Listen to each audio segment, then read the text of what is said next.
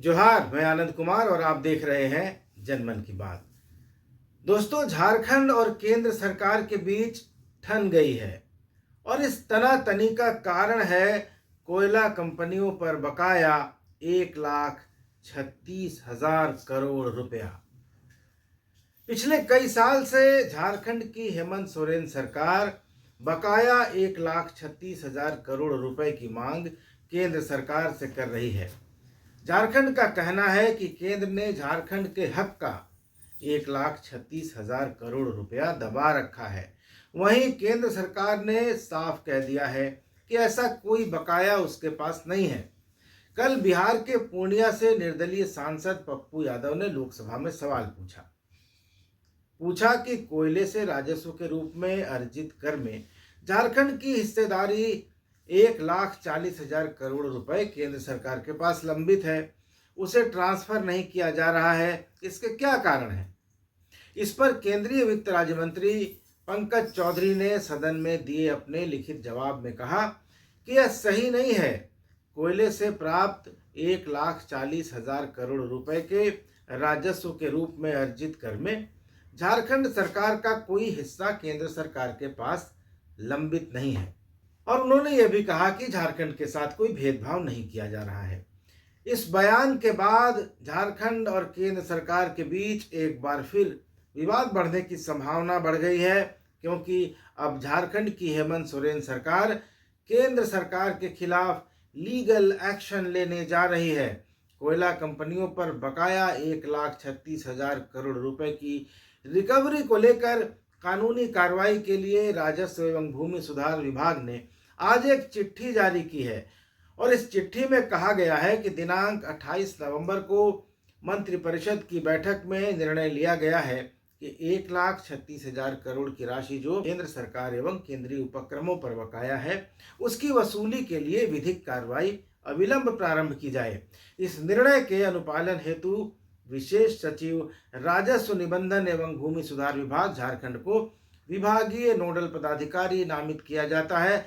उनके द्वारा कोल India limited की विभिन्न अनुषंगी इकाइयों पर लंबित बकाया, washed coal royalty dues, common causes dues आदि के भुगतान में होने वाली वैधानिक अड़चनों की स्थिति में खान एवं भूतत्व विभाग एवं महाधिवक्ता के कार्यालय से समन्वय करके उसको दूर करने की कार्रवाई की जाएगी और हर 15 दिन पर राजस्व एवं भूमि सुधार सचिव को विधिक कार्रवाई यानी लीगल एक्शन की प्रगति से अवगत कराने को भी कहा गया है इस चिट्ठी में।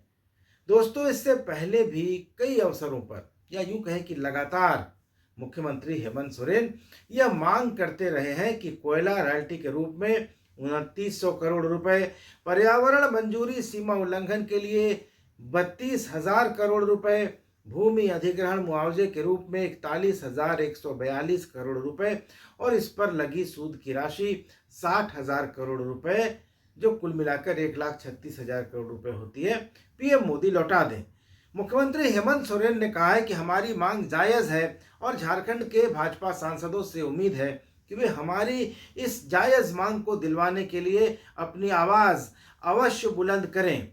झारखंड के विकास के लिए यह राशि नितांत आवश्यक है, ऐसा उन्होंने अपने एक्स हैंडल पर लिखा है। आपको बता दें कि मुख्यमंत्री से लेकर मुख्य सचिव तक केंद्र सरकार को राशि भुगतान के लिए पत्र लिखते रहे हैं। मुख्यमंत्री हेमंत सोरेन ने विधानसभा चुनाव के ठीक पहले 24 सितंबर को भी प्रधानमंत्री को चिट्ठी लिखी थी। विधानसभा के चुनाव में इंडिया ब्लॉक ने इसे मुद्दा भी बनाया था और बड़े बड़े होर्डिंग्स लगाकर कोयला रॉयल्टी के रूप में राज्य को कथित रूप से दे 1,36,000 करोड़ रुपए के भुगतान की मांग की थी। प्रधानमंत्री को लिखे पत्र में मुख्यमंत्री हेमंत सोरेन ने कहा था कि कोयला कंपनियों पर हमारा 1,36,000 करोड़ रुपए बकाया है। कानून में प्रावधानों और न्यायिक घोषणाओं के बावजूद कोयला कंपनियां भुगतान नहीं कर रही। ये सवाल आपके कार्यालय, वित्त मंत्रालय और नीति आयोग सहित विभिन्न मंचों पर उठाए गए हैं, लेकिन अभी तक ये 1,36,000 करोड़ का भुगतान नहीं किया गया है। बकाया राशि का भुगतान नहीं होने के कारण झारखंड का विकास और आवश्यक सामाजिक आर्थिक परियोजनाएं बाधित हो रही हैं। शिक्षा, स्वास्थ्य, महिला एवं बाल विकास, स्वच्छ पेयजल और अंतिम छोर तक कनेक्टिविटी जैसी सामाजिक क्षेत्र की विभिन्न योजनाएं धन की कमी के कारण जमीनी स्तर पर लागू नहीं हो पा रही हैं। पत्र में लिखा है कि झारखंड में काम कर रही कोयला कंपनियों पर राज्य के खजाने का मार्च 2022 तक 1,36,042 करोड़ रुपए का बड़ा बकाया है। खनिज रियायत नियम 1960 के नियम 64B और 64C के प्रावधानों के अनुसार धुले हुए कोयले यानी वॉश्ड कोल की रॉयल्टी बकाया के रूप में 2900 करोड़ रुपए है। वर्तमान में रॉयल्टी को प्रसंस्कृत कोयले के बजाय रन ऑफ माइन कोयले के आधार पर रखा जा रहा है। कोल इंडिया लिमिटेड और इसकी विभिन्न सहायक कंपनियों को कई बार डिमांड नोटिस भेजे जाने के बावजूद इन कंपनियों द्वारा अभी तक कोई भुगतान नहीं किया गया है, जिसकी वजह से राज्य को राजस्व का काफी नुकसान हो रहा है।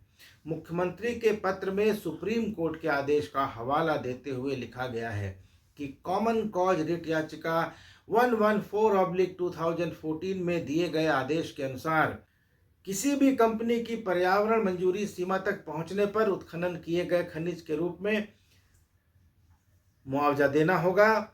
झारखंड सरकार द्वारा MMDR एक्ट 1957 की धारा 21 और उसके ब्रैकेट में 5 के उल्लंघन के लिए विभिन्न कोयला कंपनियों से लगभग 32,000 करोड़ रुपए की मांग की गई है, लेकिन इन बकाया राशि का भी अभी तक भुगतान नहीं किया गया है। और पत्र में सबसे महत्वपूर्ण मुद्दा जो कि भूमि अधिग्रहण का है, उसमें लिखा गया है कि भूमि अधिग्रहण के तहत बकाया राशि सबसे महत्वपूर्ण मुद्दा है और पिछले कुछ वर्षों में कोयला कंपनियों ने झारखंड राज्य में 32,000 एकड़ से अधिक GM लैंड और 6600 एकड़ GM JJ लैंड का अधिग्रहण किया है। कोल इंडिया की सहायक कंपनियों द्वारा सरकारी भूमि के अधिग्रहण के लिए मुआवजे की गणना संबंधित जिलों के संबंधित उपायुक्तों के कार्यालयों की संयुक्त टीमों के साथ साथ कोल इंडिया की विभिन्न सहायक कंपनियों के प्रतिनिधियों द्वारा की गई है। इन टीमों द्वारा दी गई रिपोर्ट के अनुसार भूमि अधिग्रहण मुआवजे के तहत खनिजों का बकाया भुगतान नहीं किया गया है। हेमंत सोरेन ने प्रधानमंत्री को भेजे अपने पत्र में लिखा है कि बार बार याद दिलाने के बावजूद इस दिशा में कोई कदम नहीं उठाया गया, जिससे राज्य को भारी नुकसान हुआ। दूसरी ओर जब हमारी बिजली कंपनियों ने DVC को बकाया भुगतान में थोड़ी देरी की तो हमसे 12% की दर से ब्याज लिया गया और उसका भुगतान न करने के कारण हमारे खाते से भारतीय रिजर्व बैंक ने सीधे डेबिट कर दिया।